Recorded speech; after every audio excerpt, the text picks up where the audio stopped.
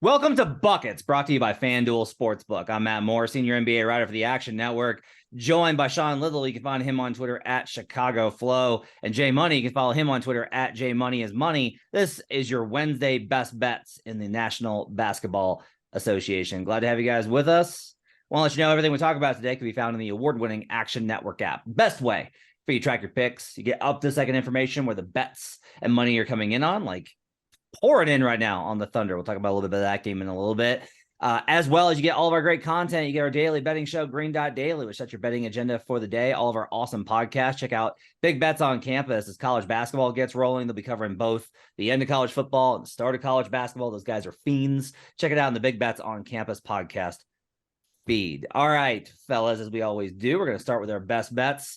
I'm going to go 0 for 2 on Tuesdays, because the fucking Dallas Mavericks decided that they couldn't hold on to a 25-plus lead and gave up a 33-15 third quarter. Gotta love the NBA.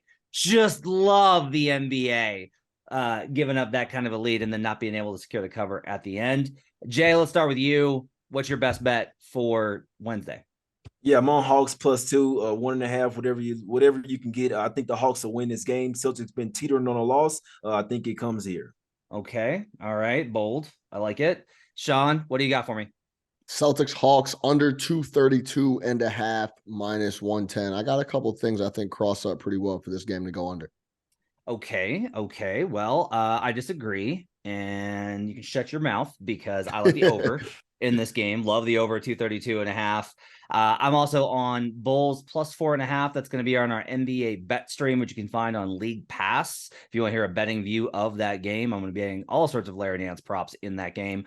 I want to talk about a couple of games. I want to talk about Mavs -10.5 and Cavs -4.5. We'll talk about those at the end, but let's start with this Celtics Hawks game since all of us have a play on it. All right, Sean, let's start with the over talk, because both you and I've got have a play on it going head to head. Yeah. Give me the case for the under here, given that neither of these teams based off of basically where the Celtics have been through the course of the season and the Hawks have been over the last 3 years, can stop a fucking nosebleed. Explain to me how this is going under. Yeah, no, I feel you. And I've been making, that's the only thing. That's a consistent play that I've been making, is taking the Celtics team total when they're at home. They're averaging 124 points at home. But when they get on the road, they're averaging 4 points fewer. And the Celtics, we know, take a bunch of threes and make a bunch of threes. But on the flip, the Hawks are the second ranked in opponent three-point percentage at 32%. So a ton of things that cross up there. And then when we talk about the Hawks, this is the worst squad in the NBA with threes made at 9.4. They're only shooting 33% on the year. They take a bunch of twos. 70% of their stuff is from within inside the arc. So they're not taking a lot of threes. They're not putting them up. They don't make them regardless. That's not their game. And for how suspect the Celtics defense has been, they've been solid in the paint. 8th in points allowed at 46.1. I think 232.5 is too many. I also think this is a game that the Hawks are going to show up for in a major way. The classic measuring stick spot against the Celtics that are, clearly the number one team in the East. I think this is too many on the road for the Boston Celtics. I think it goes under the 232.5. Talk to me, Matt. I think you warned me off of it. I'm not going to bet the under. I'm not flipping my pick. Yeah. Just scared me off of it. The 3-point stuff is concerning. Here's the problem, okay, is like I bet the Celtics overs throughout the season, but the problem is like when you get burned, it hurts. It hurts more, yeah, because you're going against the most efficient offense in the league. Yeah, it's like you look at yourself like, what are you doing here betting against a squad like that? But I like this spot here. I mean, look, I talked about this on Buckets with AC on Monday. Like, I think the Hawks are frisky. Like, I think that they are not just, no, that's not even the right word for it. I think they're a little chippy. I think they got a little dirt to them because of DeJounte. Or I think DeJounte really has kind of like done something to them. Their identity's a little bit different defensively. They have a little bit more of an edge to them. Like, they're 15th in defensive rating. That's not bad. So I get what you're saying. I think my problem is I still feel like Atlanta's going to cook. I just don't know what the argument is that Boston, that has had all these games, that has been the most efficient offense and has all these games where they can't get a stop. I don't know how they're going to stop Atlanta. Like a lot of teams are putting up big numbers on them. You've sold me on, you've got me off of the over. So I'm taking that one off my board. I'm not going to bet the over, but I can't join you on the under, given that you're basically being like, yeah, I know it's the Hawks who typically can't get torched by high execution teams. And Boston's defense has been an absolute dumpster fire to start the season. I mean, they're 21st in adjusted defensive rating. They're giving up 113.2 per 100 possessions adjusted. Like, that's bad. But I cannot get the over here, just because I think if this game is intense and both these teams, the Hawks have also been knocking off Eastern Conference contenders. Like, that's been what they've been doing. They've been on a little bit of a run here. So let's feed that into Jay. Jay, why do you like Atlanta here, given that Boston 11-3, second best adjusted net rating in the league? They've been a house on fire, trounced the Nuggets, I think a pretty comparable team to Atlanta last Friday. Why do you like the Hawks here? Yeah, but that was at the house as well. And I think that the Celtics are teetering on a loss as well. And even at the house, we saw them come out versus the Thunder as well. And basically they were losing that game the whole game. They had to come back and win that one. So that's something I like to do. Kind of notice when a team is on a win streak and noticing when they're pretty close to a loss. The team has they have a lot of distractions right now. Jaylen Brown's a little banged up. Marcus Smart's a little banged up. Brogdon as well. And also a little bit of inside info. Jason Tatum is at the Duke and Kansas game right now. So it's a pretty late night game that's in Indiana, right? Indianapolis as well. You're going to have to fly down there to Atlanta, probably on a private jet, whatever. They're still kind of being not really connected with the team there. So wouldn't be surprised if Tatum, I'm not going to say sat out, but maybe didn't have a good game. But regardless of all that, the home team is 6-0 straight up and against the spread last 6 in these meetings, 7-1 straight up as well last 8. So give me the home team in this one, the home dog. And like you said, the Hawks have been playing these Eastern Conference top tier teams really close. I think the Celtics been teetering on a loss. I think it comes here. Give me the Hawks here, plus the 2 money line, whatever. I think they win this game by double digits. So Nate McMillan, I think, is a really interesting coach in this spot. Okay. Effectively, what the history of Nate says is you don't ever want to back him as a favorite. Anytime that they're in like an advantageous position, that's when Nate's teams underperform. But they do really well in these dog spots. For his career, as Nate McMillan is a home dog, is 54.8%. So gotta like that as well. I'm hoping money comes in on Boston, but this is already looking down to, there's 1.5s in the market already. So I'm wondering, as we record this on Tuesday night, so I'm wondering if this is going to go the other way. If this goes the other way, it's a no play for me. If the money comes back in on Boston and I can get a juicier money line, I might play Atlanta money line, right? Like I might just go that route, not mess with the spread. At plus 115 right now, I don't think it's just not worth it to me. I don't like the spot that much. I need a little of extra given the gap between these two teams. I think the other issue is just like Boston. Okay, about this. Boston cares a lot about every single game. It's honestly one of the reasons why it's impressive that they made the finals. Is usually the teams that make the final, the teams that during the regular season are like, whatever. But Boston's like in that revenge mode. They look like the Suns last year. Did not work out great for Phoenix, but they look a little bit like that, right? Like out for blood, trying to get revenge, etc. Don't mind it. I don't mind the Hawks play. I'll be looking to see what the line does. If that goes back the other way, even if the Sharps like Boston and they come in late on Boston, I will go ahead and take Atlanta on money line if I can get this over 120, 125. All right, let's talk about a few other games here. I want to talk about on BetStream, we're doing Bulls Pelicans, and Pelicans got a big win versus the Memphis Grizzlies. Awesome game. Like no Desmond Bane, no Zion Williamson, and it was still absolutely awesome. Jose Alvarado was incredible. I've got a big video feature that you can check out both on YouTube and on Green Dot Daily and all the stuff about the Pelicans and kind of 3 things to know about them. I like this Pelicans team a lot. I think this Pelicans team is really good. I think actually they're better than their record. Mm-hmm. I don't like the spot. Coming off of a big win versus the Memphis Grizzlies. Now you're on a back-to-back. There's a possibility Zion plays, so you should wait on this, is what I would say. Like, wait until you get confirmation that Zion's not going to play. because if he plays, this number moves, and I still probably like the Bulls then, but you get a better number. And so I think like that's kind of valuable here. Here's like the starting point. Willie Green's Pelicans overall against the spread on a back-to-back, 41.2% ATS, 3-14 straight up. Like 3-14 straight up at home does not get better. 2-7 at home, 3-6 against the spread. To me, coaching is a big illustrator of how you perform on these back-to-backs. Do you key in and say like, hey, this is typically a low percentage spot. If we get this win, it really helps us. Don't give into that fatigue. Or do you take the other approach, which is like the NBA, the season's long, it's fine. Let's just get through this and not get many more injured, right? Possibility, I think Brandon Ingram doesn't play. Possibility, CJ McCollum doesn't play. Possibility, Jonas Valanciunas doesn't play. Just based off of the back-to-back, like it just any of those guys could rest tomorrow. They got the win they needed. Like that Memphis win, that helps for division. That helps for your all across the board. That win was important. The Chicago one, not so important. And it's not on national TV. So they can rest guys and not get dinged by the league.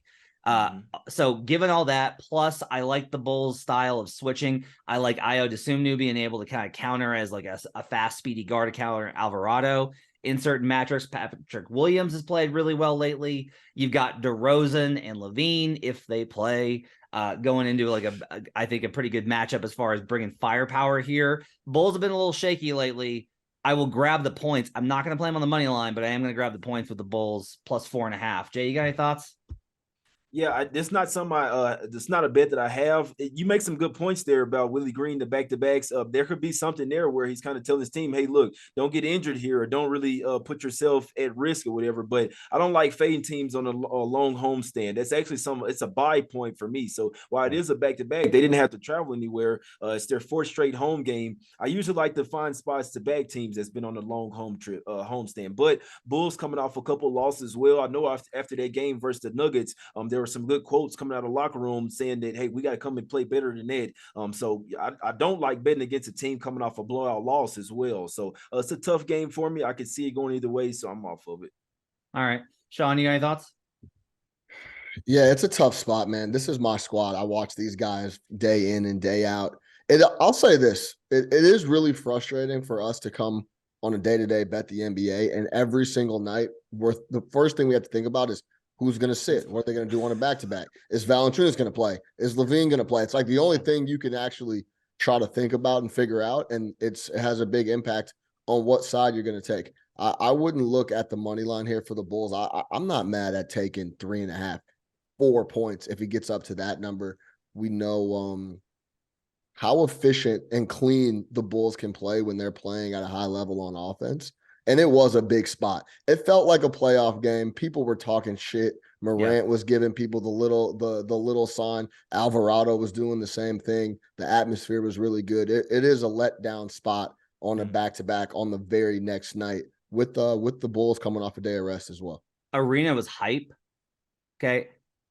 How many folks are coming back to the arena? How many season ticket holders coming back for both sets? You taking both nights out and going back-to-back nights to go see the Pels? So I just kind of wonder if the energy can kind of get sapped there. My numbers make this 3.5 on regular season numbers adjusted for home court, and power rating. I've got this basically pick 'em. Now, after doing some deep dive on the Pelicans, I'll be looking to upgrade them as soon as they start doing any number of things. I think that'll make them better. But especially, I'll tell you, I don't have a lot of confidence in the starting unit. Even when Zion plays, I'm hoping Zion plays. If Zion plays, this probably goes to 6.5.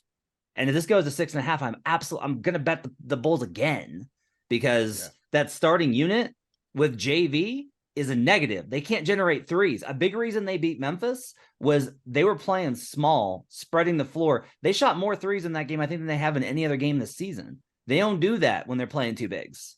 So to me, there's a big edge here. I think for Chicago, especially you need that versus Chicago. Doesn't make that many. I'm hoping Zion plays, and then I'll bet this again if this goes back up, even though Zion isn't absolutely. Let me ask you this: with all that energy for they expended in the game for the Pels versus Memphis, is the first half something you'd look at taking the Bulls, or would you more look at just the whole game. So I think you get wrapped up in trying to think about when it's going to hit them, right? So for me, it's more about like if the injury report comes out tomorrow and all of a sudden it's JV's questionable, CJ McCollum's questionable, Brandon Ingram's, or they're saying they're out, right? Like this flips to what Bulls. This is probably like Pels -1 or pick them. Yeah, if they sit everybody. And if they do that, then you've got great CLV. The problem I have with the letdown factor is you just don't know if it's going to be okay. They were so hyped yesterday. It was such a great win, and they were good in the first half, and then they just they took a breath and they ran out of energy in the second half. Yeah. Versus it was they were kind of shocked because that was a big win. They came out flat, but then they dug their way back into it. Like I feel like that's a confirmation bias where we start whatever the outcome is. Like if you win that bet, if you bet first half, you're like, I knew it. I knew they were going to come out flat. Yeah. Even if it's just like, no, they just missed threes. Like that's how that shit goes. Right.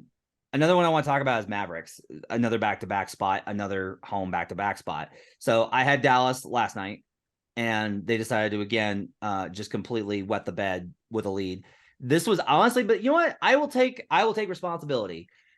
They were up like 25 going into the half. And I said, should I bet Clippers here? Should I just bet Clippers money? Like, should I just bet Clippers spread in middle of this? Because the Mavericks have trouble holding leads. Usually a team goes on a run. And the thing that froze me was, I think it was 2 years ago. It may have been 2 years. It was either last year or 2 years ago. There was that game where the Mavericks beat the Clippers by like 50.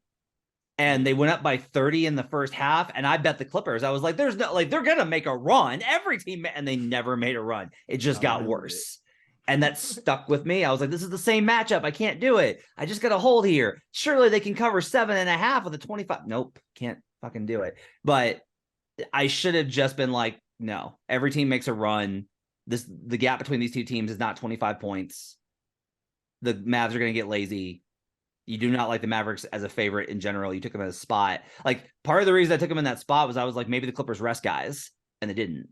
So that's on me. This one is interesting versus the Rockets. Okay. So it's 10.5 versus a Houston team that's definably, I think, the worst team in the league. It's like either them or the Pistons. I think Orlando's above them. Regular season numbers make this 14. That's how bad the Rockets are. And my adjusted power rating makes it about 14. So I've got 4 points of edge here. Mavs on back-to-back. All right. You get a big win versus the Clippers, but you didn't look great. There was this that was said after the game. Spencer Dinwiddie and Luka Doncic combined to play 81 minutes versus the Clippers on the first night of a back-to-back. Jason Kidd hinted one or the other might get a rest night versus the Rockets. Okay. Hinted at by saying what? Was there a quote sense. Or he just was like, they played a lot of minutes? He played a lot of minutes and like suggested that, we might see if we get one of those guys the night off. Against the worst team in the league, right? Against the worst team in the league, right? Now, I would actually argue what you wanted to do was rest one of them in this game. I'm just going to say this is a general thing. I don't know. Like, I appreciate that they played their guys versus the good team. It's better for the fans, but the smart thing to do is always rest your guys. If you're not on national TV and going to get fined, rest your guys versus the good team, because that your win percentage in those games is inherently lower. Like your win probability is lower. Play everybody versus the Rockets and smash them. That's how you build a regular season record, is you destroy teams like Houston at home.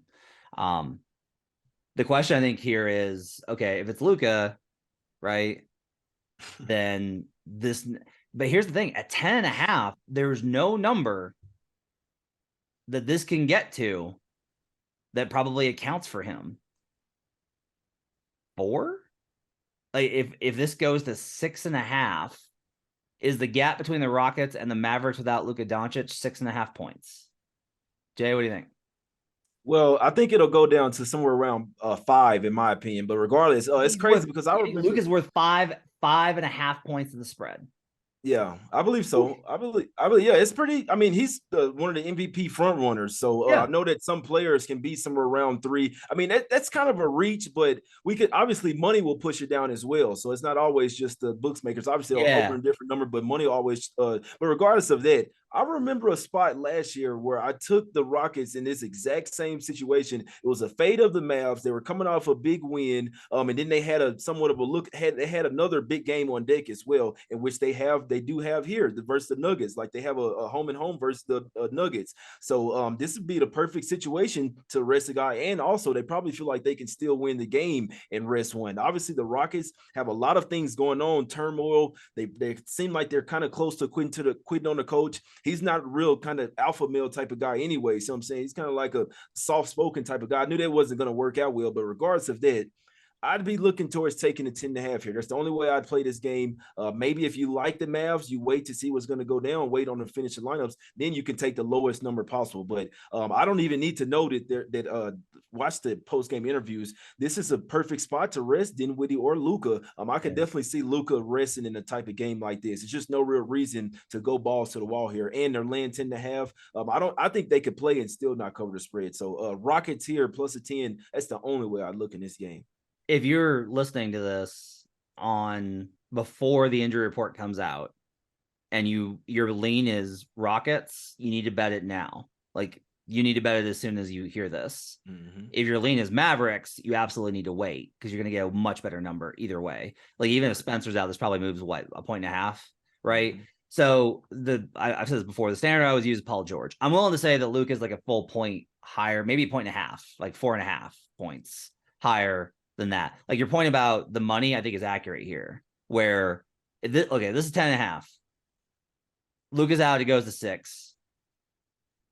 The public probably goes, "Oh, Luke is out. I'm betting Houston." It moves to 5, right? So it probably winds up at 5. Sean, you're making a face. You disagree? No. I agree with what you guys are saying. I think Luke is worth 4 solid, whole points. Like that's a lot.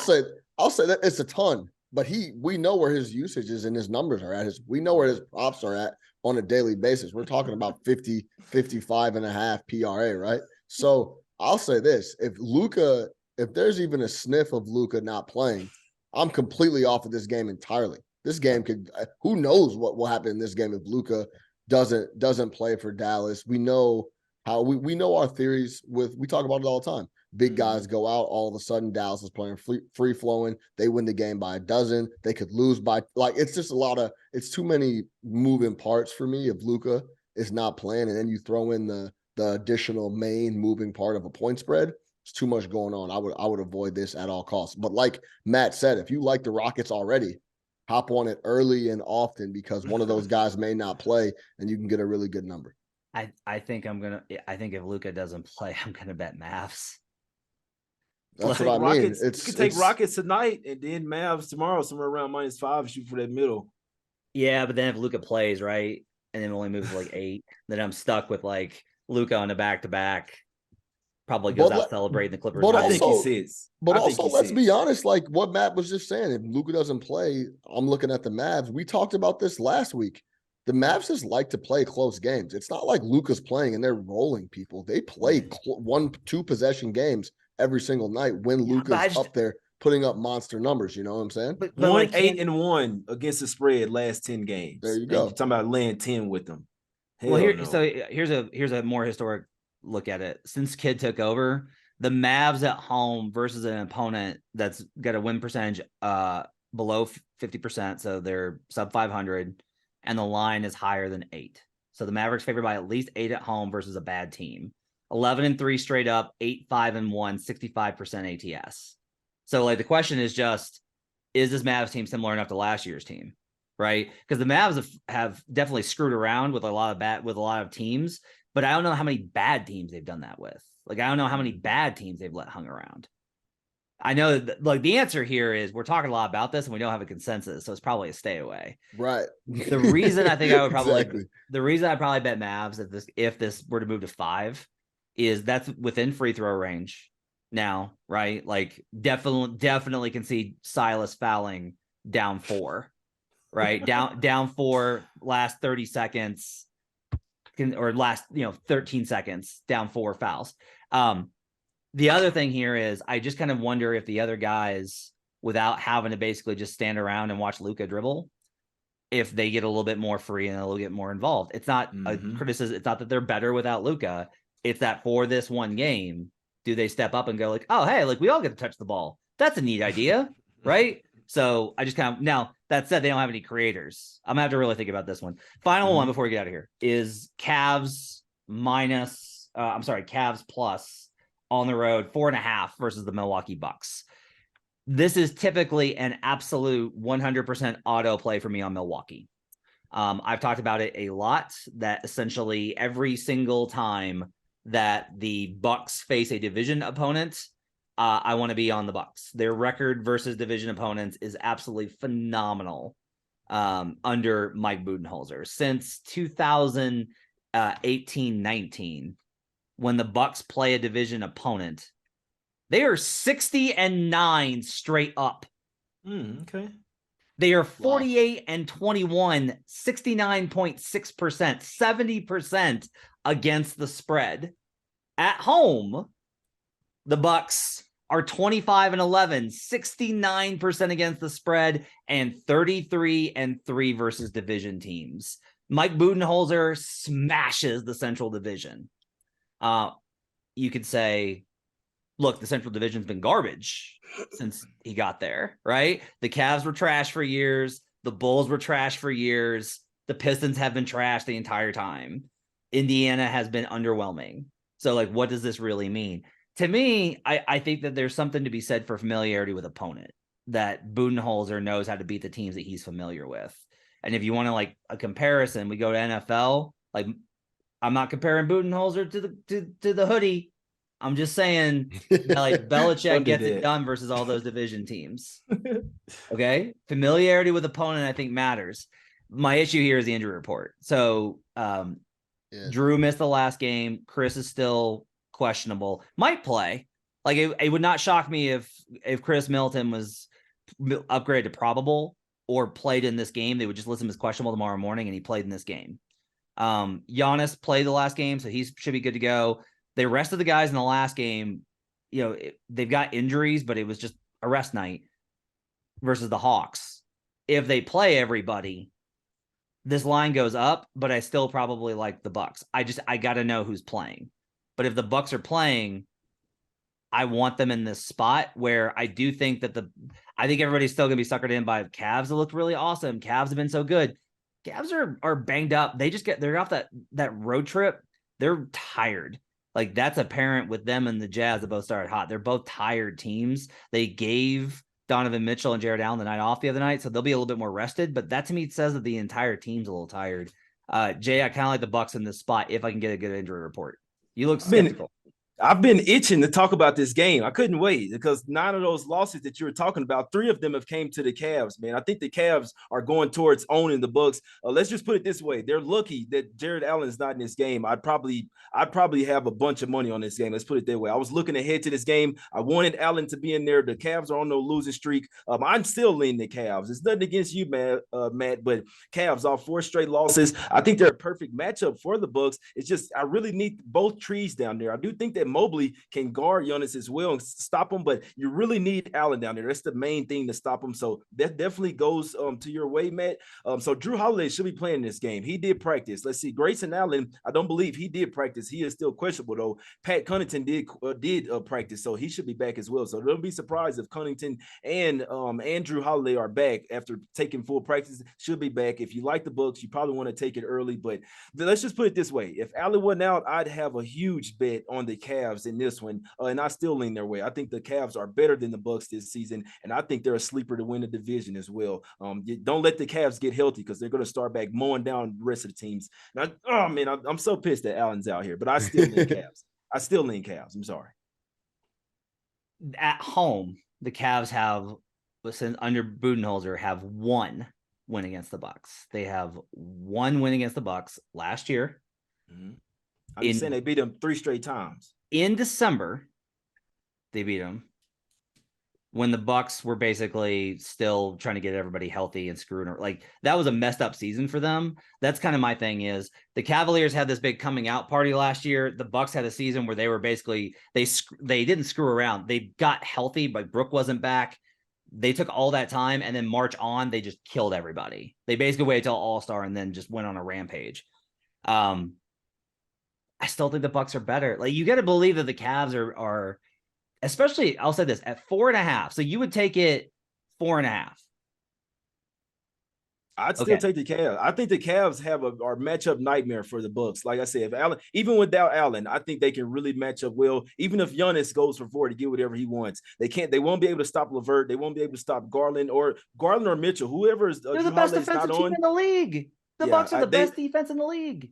It's coming to an end, man. I'm sorry, man. This Bucks team is, I believe they're a little bit of fool's gold, in my opinion. The Cavs are the best team in their division, in my opinion. Could be a hot take, but if they were healthy here, I'd probably have 5 figures on the Cavs here, in all honesty.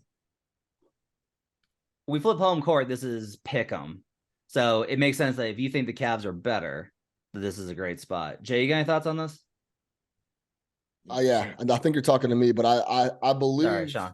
It's also too. Garland and Mitchell haven't played too many games together yet. That would be interesting if everyone was healthy, and it looks like that, Donovan might go, but this is a tough spot. Like Matt said, Milwaukee is extremely good at home and they have the best defense. And we're talking about guys coming back.